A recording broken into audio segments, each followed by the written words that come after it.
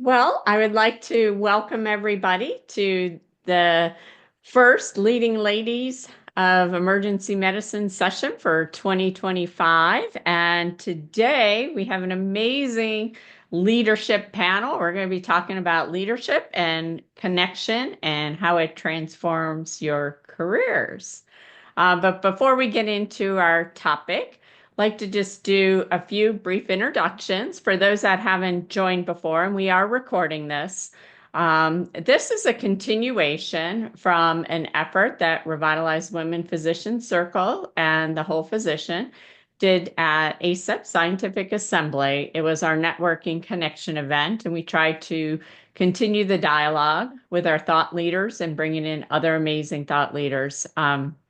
So we will have this recording available, but go ahead and I will briefly introduce myself. I'll turn it over to my co-partner, Kendra, and then we will introduce our thought leaders. I'm Linda Lawrence. I am the founder of Revitalize Women Physician. I am I guess, retired clinically emergency physicians, but I've held numerous other roles and have been a past leader of the American College of Emergency Physicians. Now I enjoy my time coaching and serving on boards and other activities. Kendra? Okay, hi. Yeah, great group. I'm Kendra Morrison, and I am one of three. We have two of three here with the whole physician, my lovely partner, Dr. Amanda Densmore. And we are both EM physicians, and we work in a community hospital in Southwest Missouri, clinically. And then we started our own business with physician wellness. We have an online course and coaching, and we has become our passion project because we cannot stand by and watch the suffering anymore. So we're doing our little part in our section of the world. So thank you for joining us. We're super excited to have this great group of amazing women, and we can't wait to hear what they say. All right. Well, I am going to ask each one of these amazing women to introduce themselves. I'm just going to preface it to say each one of you have had a huge impact on my life. And I'm going to start with you, Asia. Hello. Well, good afternoon, everyone. It is a pleasure, first of all, to be with you. I want to thank you, certainly Linda and Kendra and Amanda, for your leadership in this space. You are absolutely doing your part, and it is a great part, and it's so important. My name is Aisha Terry. I am a first and foremost practicing emergency physician in Washington, D.C. at the George Washington University School of Medicine and Health Sciences. I also teach there in addition to taking care of patients, a couple courses in the School of Medicine, and serve as the senior advisor of our health policy fellowship there. Most recently, I have been pretty busy on ACEP Board of Directors and just wrapped up my presidential year. And so I'm currently a immediate past president of the ACEP Board of Directors. All right. Marilyn. Yeah, thank you so much for your leadership, all three of you, Linda, Kendra, and Amanda, because it really is so important to share others' experience. And we really appreciate that because it inspires wellness. Those of us who have been involved in advocacy really look at that as an outlet that we can pursue, really to essentially preserve wellness, which is so crucial. So my journey in medicine and professional development really started at the County Medical Society level. We were dealing with medical liability reform. And then from that, mentors have been and sponsors have been integral to each step of the way. So ultimately became the president of the County Medical Society and then the State Medical Association and the state chapter for the American College of Emergency Physicians, and also been very involved at the AMA, been actually a delegate to the House, as well as on the AMPAC board, and then on the Council on Legislation, ultimately chair of the council. And also now I'm honored to serve as a member of the Board of Trustees for the AMA. I'm also a clinical assistant professor at Drexel University College of Medicine and a past chair of the State Medical Board. So again, each time along the way, the focus has been on advocacy for patients and physicians, and each step has really been instrumentally impacted by those who've been mentors and sponsors. Thanks. And Kelly. I'll close out the introduction, and I am just so excited and honored to be with this group of women because, as Dr. Lawrence had said, that we have impacted her. Every member here has really impacted me on my professional and personal journey. And forums like this, I think, are just so important for growth. And so I'm a professor of emergency medicine at the University of Florida in Jacksonville. I do still practice clinically, but now through a variety of transitions, most of my full-time job is spent as the Chief Quality Officer and Assistant Dean of Quality and Safety, which is over all of our hospitals in Jacksonville, all of our ambulatory clinics, practice plan, et cetera. So that's been a fun journey. I've in a past life been a medical director of a large academic medical center, served in community centers as the liaison for community centers for our emergency services contracts, and have come up through sort of the, as Marilyn said, I have come up a little bit through the state society. So I was an ACEP president, and recently, less recently than Asia, I completed what I felt was sort of a pinnacle in my ACEP career, that I have the honor and privilege of being the council speaker. And I think I was only the second woman. And at the time, during the first year I was vice speaker, we actually had a leadership executive committee board for ACEP that was all women. And that was just very exciting. Not that men aren't great and super important and great mentors, but wow, what an amazing, powerful space to be in, surrounded by so many women thought leaders. And so I'm very excited to be with this group of ladies today. All right. Well, so now those of you that are listening and those of you that are attending, joining us, I think you can see the theme here of leadership. And you know what I think is just amazing is how each of you have found purpose in your career through leadership, a definite theme of advocacy, but each of you have professional careers too that went well beyond the bedside into leadership roles in your own personal jobs as well. And a theme that we want to have in here too is connection. That's why we do this. I know for me personally, connection has been so important. Each of you has been trailblazers in where you have been.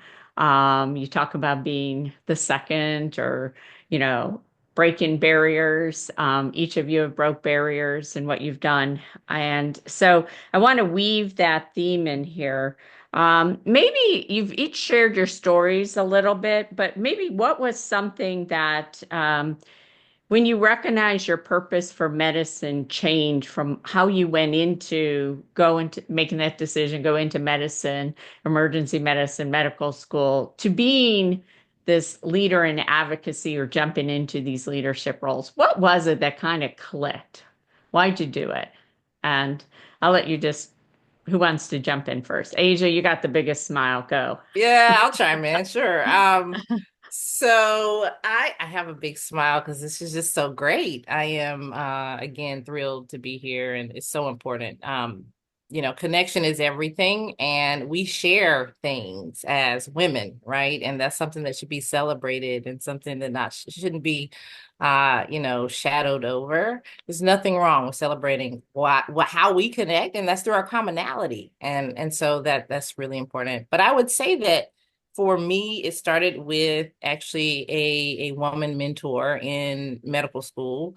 I went to UNC Chapel Hill for medical school. I have to say I went to Duke undergrad, just to be clear. I am a Duke fan, sorry. But one of my first mentors was an emergency physician, a woman, actually the current chair of UNC Chapel Hill Department of Emergency Medicine, Dr. Jane Bryce. And Dr. Bryce really took me under her wings as a medical student and showed me that being an emergency physician, being a physician, in fact, is more than just taking care of patients, that there are other avenues by which you can literally change the world. And I will tell you, as a budding third-year medical student, which is when I met her, I just was floored by the opportunity through public health, the opportunity through health policy, the opportunity through research, all of which she and I partnered when I was a medical student. And so while I certainly learned about the clinical piece, at that point, I realized that impacting the masses, impacting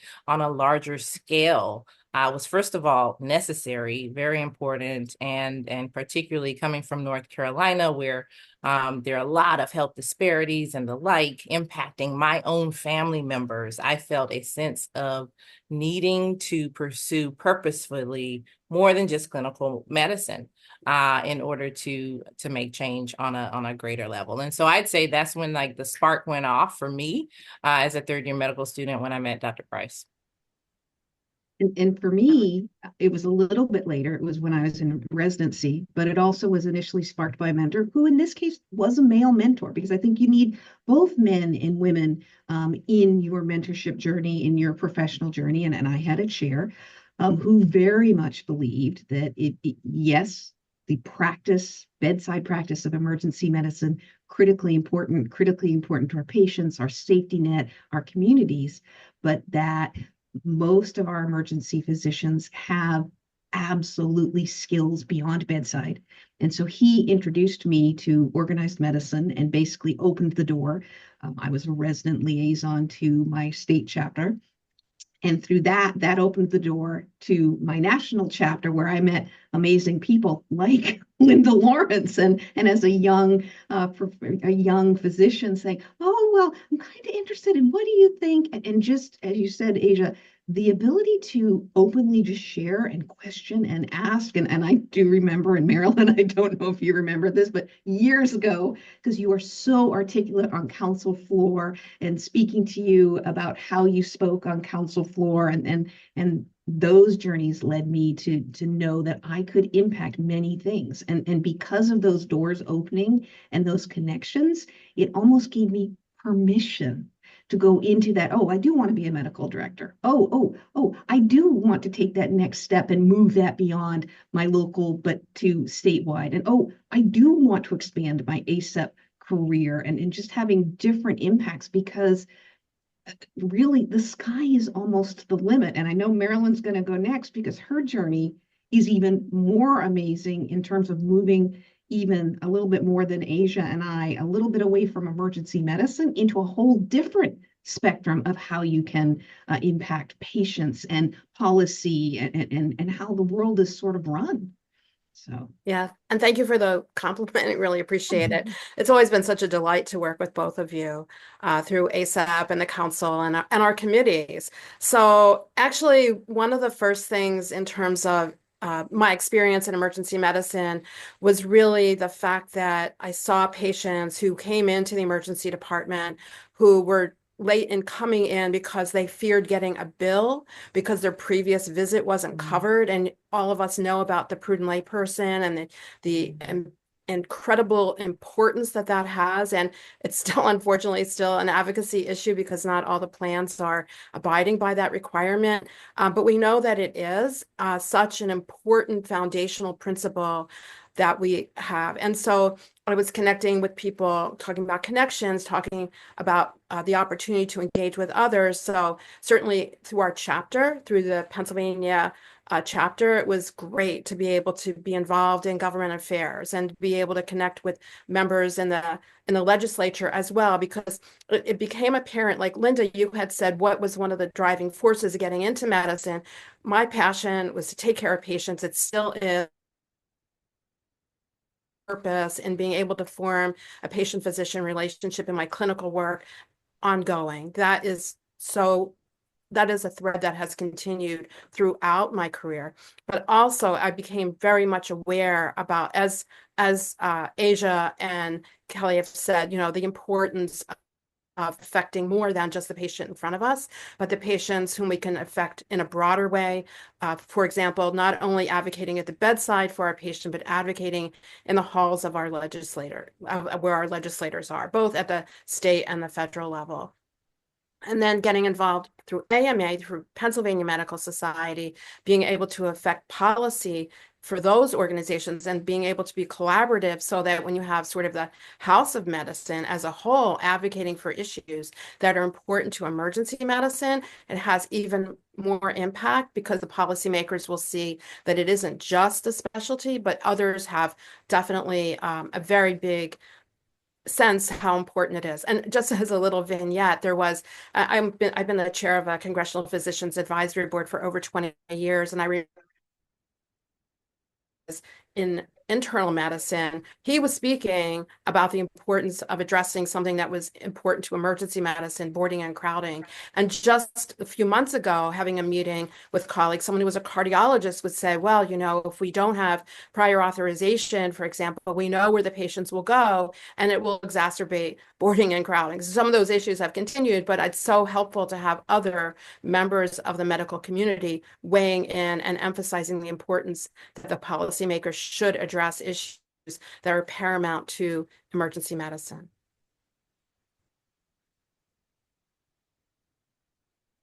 All right. Those are great. I didn't know, Kendra, if you saw my text, if you wanted to ask the next question, or I'll wrap this one up. And, you know, I think pulling on from here, what would be something, though, that maybe held you back? Let's get into a little bit of practical advice. Was there ever a moment that you were kind of like, oh, I don't know if I could do this all, or why do I want to do this? Or was there somebody I know when I was running for ACEP board, I was very young with young kids. I was told not to do it, not my time, you know, and which created these doubts, but obviously I didn't listen. I found other places to find support. And thankfully, I think those times are a little different now. But what limiting beliefs, you know, did you have to maybe overcome? And what practical tips would you give to people about that? I'll go because I got to tell you. So when people look at my titles and the stuff I've done, they think, oh wow, you know, I suffer from imposter syndrome just like I know every single one of us do. I think that is an ongoing, I suspect it's an ongoing battle for many of us, especially when we're thinking about making job changes or career changes or the next advancement. And I am going to be a little chauvinistic here. I do think this impacts women to a greater degree than it impacts men. Certainly it impacts men, but I think more women are impacted more strongly. And just a pivotal moment in my career, I saw a article, and whether it's true or not, there's some question whether it's true or not. But I read a statement that said women wait until they are 100+% ready in their own minds before they will submit for that promotion or job or request for more money, whereas men will go forward at a much earlier stage, maybe 70-80%, knowing that they're going to get a no, and that no is okay. And I think women more often regard that no as just awful and tragic and not as a growth experience and okay, I'm ready to go. And for me personally, it impacted that I read that statement and I said, you know what? I am going to put in my packet for a professor. I think I'm ready. I'm going to. My chair had not said go, it's your time. I put it together and I really had to steel my self-confidence that if I get a no, it's not the end of the world. I haven't failed. I'll just have a great packet for next time and I'll get some feedback. And my packet went through just fine. And the committee actually asked if they could share sort of the labeling system that I did because it made it really easy for the committee to review. But had I not read that line about women waiting, I don't know when I would have submitted my packet. And for me personally, that was an epiphany moment for me. And every time I start really doubting myself again, I go back to that story and I'm like, I think I probably can. But I think all of us have to come up with our own coping mechanisms for overcoming that sense of doubt.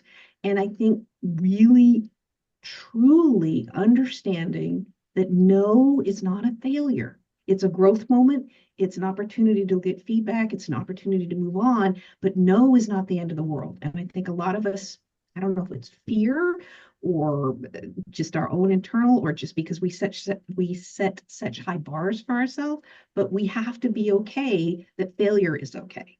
And it's not failure, but no's are okay. So that was a huge epiphany for me in my approach to things. That's really awesome, Kelly, because actually I just submitted my packet for promotion to professor. I Yay. guess a few weeks ago. So we'll see how that goes. You should be fine. I know, And I know your CV. You're going to be fine. well, you know what? As to your point, if I don't get it this year, it won't blow my mind. It won't keep me from trying again, and I'll take it as an opportunity to grow. And so I think that you're right. We tend to wait and wait and wait, and oftentimes, sometimes we're surprised by the doors that do open that we didn't think might open up. And so why not give it a shot? And so I did. And so we'll see. I'll keep you guys posted. But I would say, for me, one of the kind of areas that I have certainly grown in as I've gotten older, compared to my, let's say, 18-year-old self or 20-year-old self, which was, of course, like 5 years ago, but, is just understanding that the world and the world's problems are incredibly complex, that really black and white is so rare, if a thing at all. Like, there is so much gray. There's so many shades of gray. And your perspective, your individual opinion and perspective is just your perspective and opinion. It does not mean that it is correct. It does not mean that others' opinions and perspectives are incorrect. The truth is somewhere in between, in the middle. And I think that my experience in leadership, my experience in, nationally, from being EMRA president to ACEP president, I'm now in my 8th year on the board of directors for ACEP. There are complex issues and problems really that we face in the world, that we face in healthcare, that we face in emergency medicine, that we face in society. And the answers are also typically complex, and they require deliberation. And that deliberation has to be approached with the understanding that there's something I'm probably missing here. There's probably a detail that I'm not aware of that would help fully inform my opinion and my perspective, that I need to listen probably more than I speak, particularly if it's a topic that I do feel strongly about and think I know all of the answers around. I feel like I'm an expert therein, right? There's a humility that I think is very important to approach when you are trying to find consensus. And consensus is what makes the world go round. I think that we as leaders should seek to make that a skill that is just mastered. The ability to consensus build, the ability to listen, the ability to see other perspectives, and then to figure out how to give and take to come up with a consensus. And then understanding that the approach that you may try, may not work either, right? So to come up with solutions to issues, it goes back to what Kelly said, and that is just give it a shot and understand that nothing gained. Yeah, exactly. But like you said, also communication is really the foundation for understanding and being able to communicate and build consensus and understand other people's perspectives is really essential. Yeah, it's interesting. One of the mentors that I had that was really helpful and saw the opportunity, like she was a sponsor more than a mentor, was a past lobbyist who unfortunately has passed away, Anne LaBelle. She was a lobbyist for ACEP, and she was phenomenal. And she would see potential, like you talk about imposter syndrome, and she would see past, one's own personal sense of doubt that whether one could be a good fit for something. And she was really instrumental in my becoming ultimately the chair of the Federal Government Affairs Committee and other testifying before Congress and other opportunities. So it's so helpful. And I think it's really crucial for for us to mentor and to sponsor others, because you kind of have to pay it forward, and also recognize those around you and the opportunities that may be for them that they may not see, and asking what we can do and finding ways that we can promote and boost them and highlight them as well. Oh, I love that you hit that, Marilyn, on the difference between sponsorship and mentorship. There's so much data out there. Women are over mentored and under sponsored. And, we think we have to have a sponsor that looks like us. Well, if you wait around for that, you're not going to find it in a lot of the leadership places that we're looking at. And you don't need to have somebody that looks like you. But it is the key. It's the difference maker in opening doors. And where does it start? It starts in connecting or networking. I think we like the word connecting better. But that's great that you actually brought that up. And I love talking about perspectives, Asia, and consensus building. And I think, that's what diversity brings. And, as women at the table, in often having spent a good part of my career in the military and having been in leadership back in the earlier days at ACEP when there weren't as many women at the table. I was the second woman president of ACEP. It you had to change the table a little. And when you did, and I got to see the time I was on the board, watch us go to having more women on the around the table, and what a difference it makes. And it's not intentional. The guys, it's their perspective. The guys that told me, wait till you're older, wait till your kids are grown. They didn't mean it in a mean way. They just didn't see how to make it happen. Well, now look at our board, look at the women that are doing it. It's very different. You did it, Aisha, with two very, very young children. Yes. So, Still recovering, but I would do it yeah. again. Yeah. So, I mean, it's different. It can be done. Yeah. I think, you have to help people to see those possibilities, and that. So, And um, actually, if I could just say something really quickly, Linda, you spoke to the importance of having sponsors that may not look like us.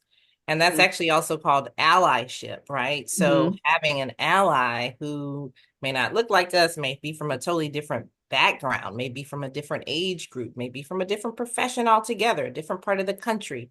mhm, Those differences really combine to create more opportunities, right? Outside of our circles, our individual circles, and it broadens that and creates that opportunity. Also, just wanted to mention that we just elected 4 women to the ACEP Board of Directors this year.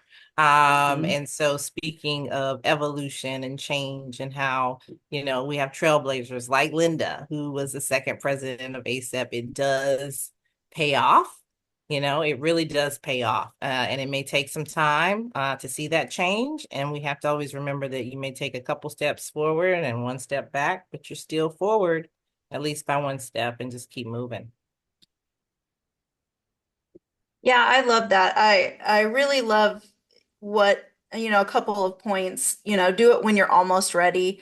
And Dr. Kelly, mentioned that I was almost ready, but then I read something, I love how Aisha said, there's problems are complex, but really the outcome is just as important, maybe as understanding and that that idea of consensus, but really just understanding and really reaching out to understand where people sit from, because where they're coming from is almost just as important as why they vote the way they do, why they stand up for the things they do, why they you know pick certain different topics to be passionate about. And so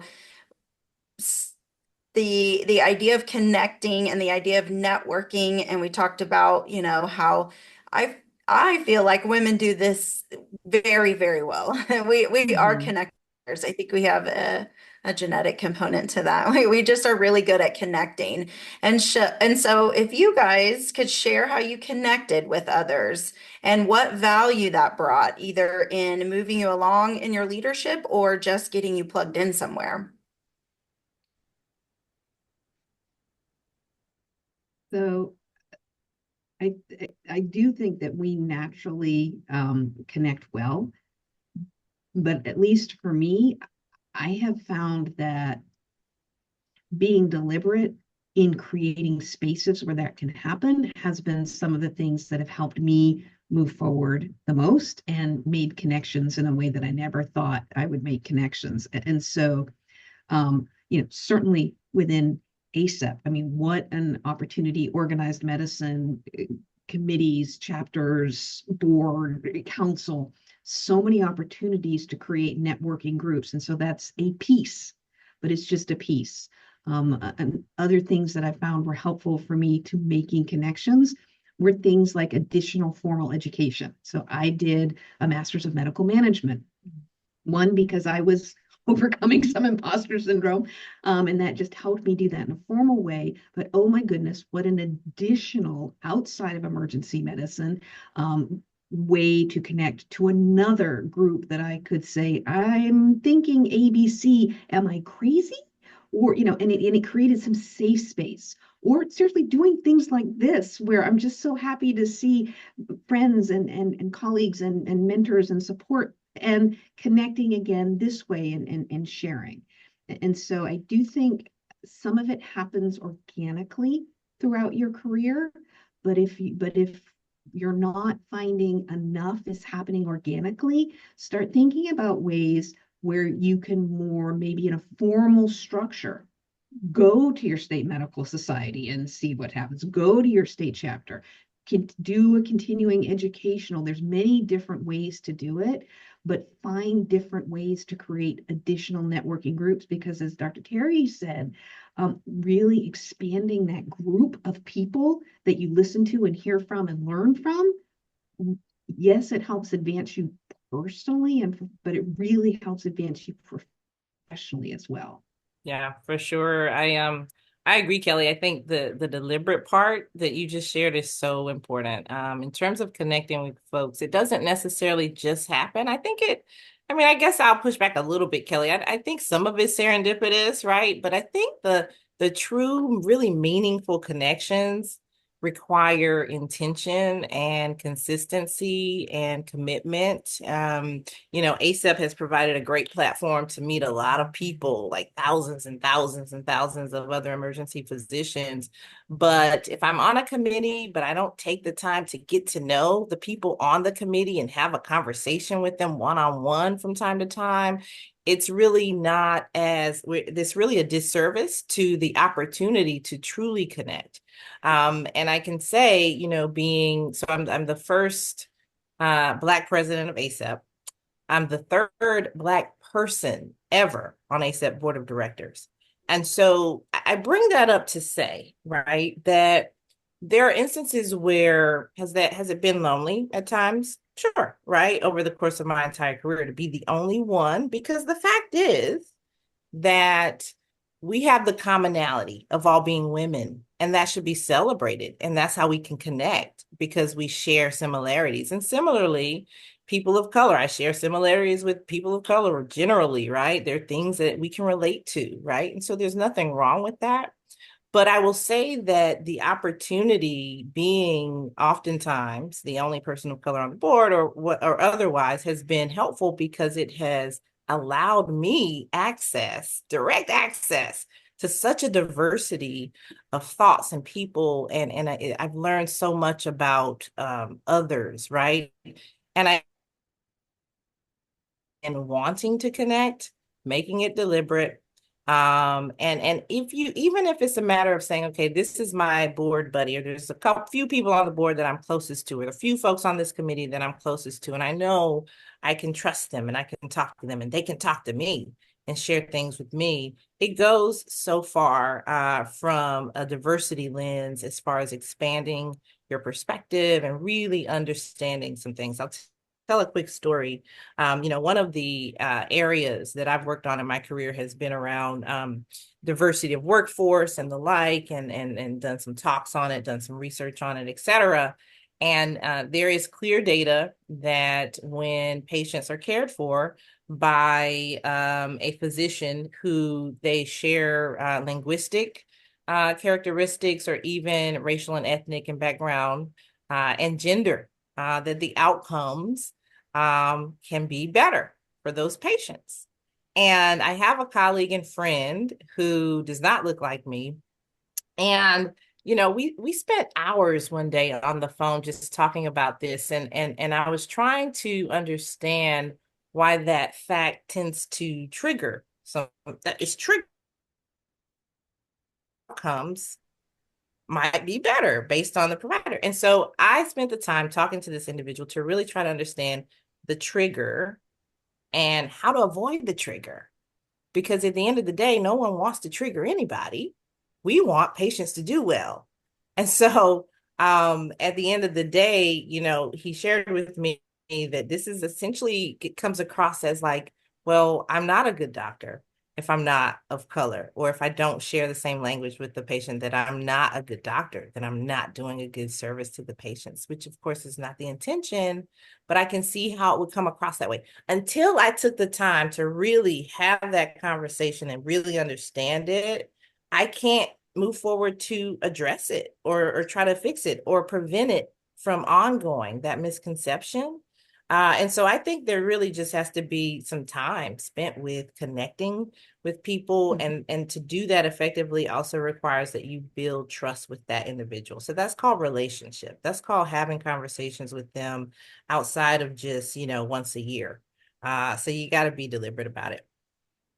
Yeah, the relationships really are fundamental, I think, to feeling, like you said, that comfort, Asia, being able to share ideas. And also, Kelly, just kind of the whole idea of connecting with a diverse group. That's really a group that's not necessarily a group that you would see in your workforce at your site. So it's helpful to get those different perspectives involved.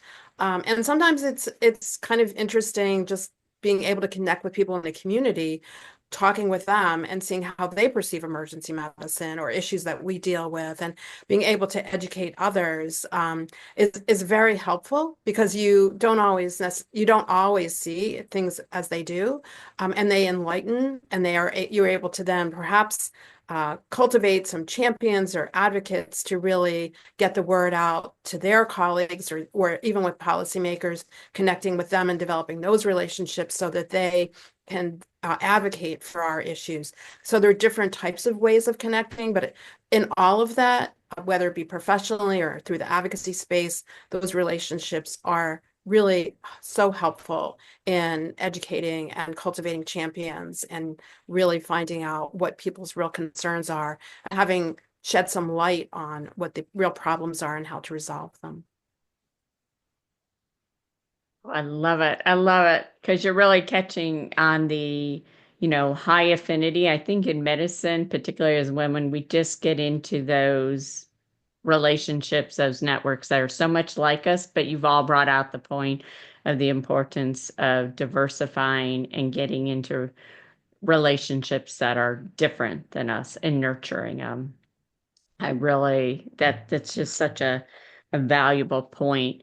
I know for me, one of the things that was so important in being involved in ACEP or other leadership activities was the diversity it provided in my professional career, but how much fulfillment it brought to me in my total life.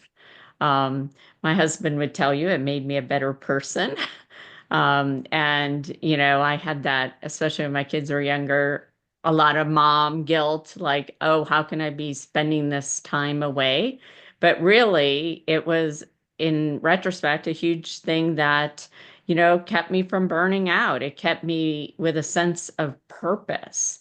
And, as we look now, I think so many physicians, especially emergency physicians, are struggling with that sense of purpose. I don't know if for you, you've experienced the same thing, that the roles you've had have really kept that sense of purpose for you. And I don't know where you are in your um, fulfillment in your careers, but I know for me, it was a huge part of keeping me from, and I wouldn't say my career had adversity points, but when I would then go off to an ACEP meeting or something else. I don't know. It just brought that high back into me. And I'm like, all right, I can do this. I didn't feel alone. Yeah, Yeah, I no, think Anybody? that's really absolutely. I'm crucial still though. there. Yeah, Okay. the sense of community that you Yeah. have being part of ASAP, whether it be through the committees, going to the meetings. I think the in-person opportunity to meet and really connect that way, having those conversations that are just, sidebar conversations, I think are so helpful for developing those relationships. And it does give you a sense of, like you said, Linda, a sense of purpose, a sense of wanting to move forward and really preventing or mitigating burnout. All of those benefits are there. Yeah, I think it's definitely an antidote for burnout, for sure. Diversifying your career, doing work outside of just clinical practice. I mean, let's face it, emergency medicine can be taxing clinically. No doubt about it. I mean, physically, emotionally, mentally, it is a heavy duty job. And so to have an outlet wherein you feel that there are opportunities for you to influence that heavy duty job in a positive way for patients and outcomes, and not just for patients, but for emergency physicians, right? To assist us as the workforce is absolutely empowering. It's empowering, it's enlightening.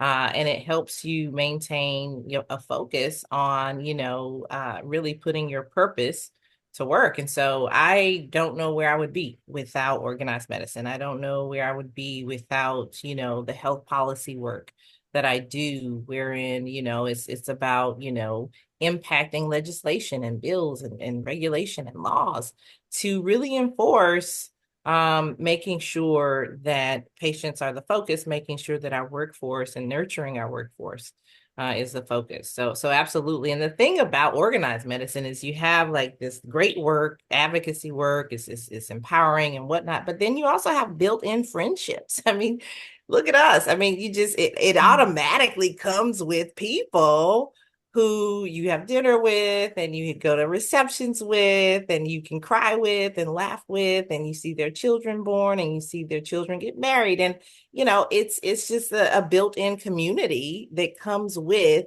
the work, which is outstanding. And to tag into exactly what both of y'all just said, I can't think of a better word, but it's almost a little bit stabilizing, because you go and you see people, your community, and it's not just me. I'm not the only one having this struggle, or in the workplace, or personal, or whatever it is. It gives you another safe space because you've created these networks and these bonds and people that you can trust and talk with. But it also, for me, and you both mentioned it, it has been an idea incubator, for me in many, many ways, in many different aspects, including, as Linda pointed out, my home aspect as well, because it is a little bit different now in organized medicine. I think across all organized medicine, but it is not unusual to find a female colleague or a male colleague carrying a baby, or bringing their toddlers, or bringing their teens to see what DC is like. And so, or bringing their spouse or whoever the important person is in their life. And you find, oh, I could do that. Oh, that's not taboo. Oh, I could expand this. And so I do think organized medicine, it's certainly for me, has really been a powerful stabilizing force and idea generator because of the friendships and the relationships. Yeah, and the opportunity really for tacit understanding. And you may not see someone for a period of time, but then you do, and you're connected as if you never were apart. But also that other people have similar experiences, so they get it. They understand what you've had to go through. I think that's really helpful, that you have a sense, a bond, a community.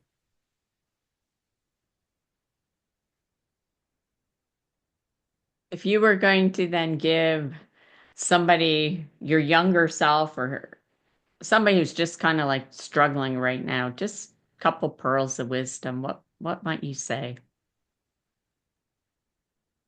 I've thought about this question a lot recently. And honestly, and I know we have generational differences and we all approach things based on where we are in our career, but I think for me, and I think for many of us, because many of us are very type A and very driven, and we set the bar very high. To my younger self, I would say don't be so hard on yourself.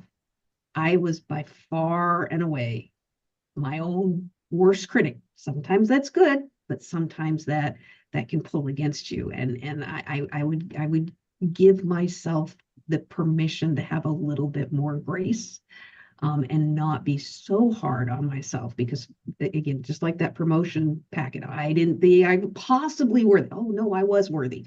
And so I think many times women really tend to be hypercritical of things they shouldn't be quite so hypercritical about. So I would give myself more grace and more permission.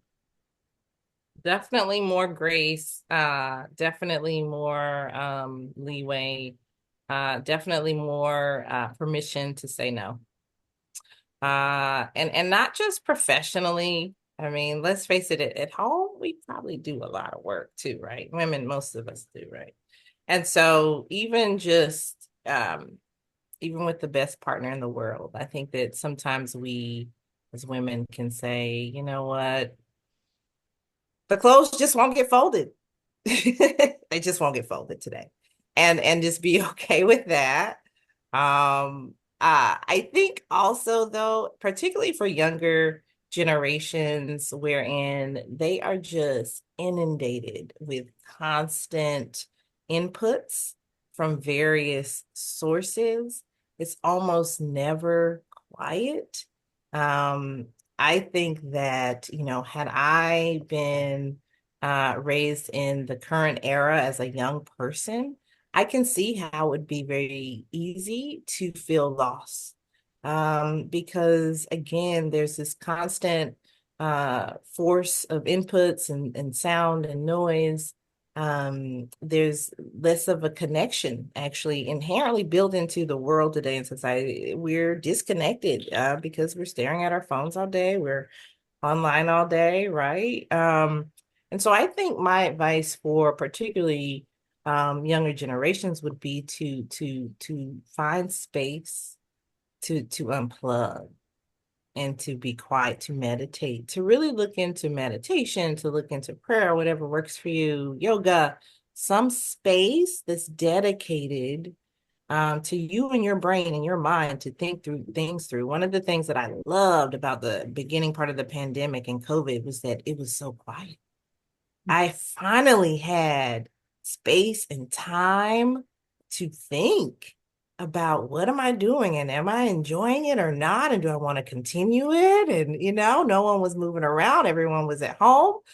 And it was great, right? That was the best part of the pandemic for me, like having that space to be with myself and just pause and think rather than just like dealing with what is right in front of me.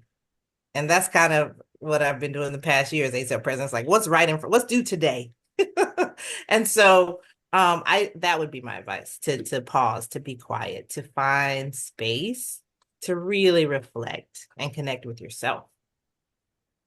Yeah, I think mindfulness is really helpful, even just for a few minutes to just really be appreciating what is going on with yourself and having a dedicated time for yourself. And sometimes actually even going to the gym is really is really therapeutic from a mental health standpoint, even more than a physical standpoint sometimes. So having that outlet that's just for you, that you're going to be working on something for yourself is of value.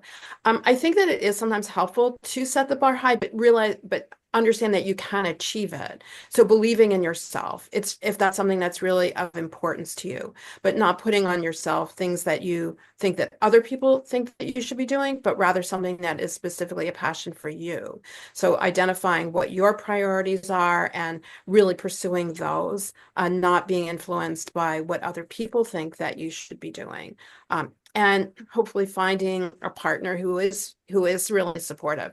I've been extremely fortunate, who's been really instrumental in helping with the different turns and twists in my career path. Been incredibly a guiding post, and so solid that it's been invaluable.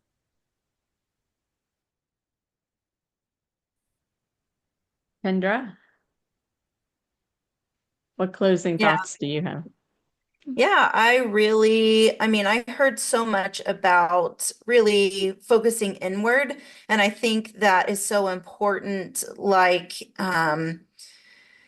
Just realizing what your values are and aligning those things that you do with what's most important to you. I think another thing I heard too was just, stopping in the moment and considering, what do you need? Asking yourself, what do you need right now?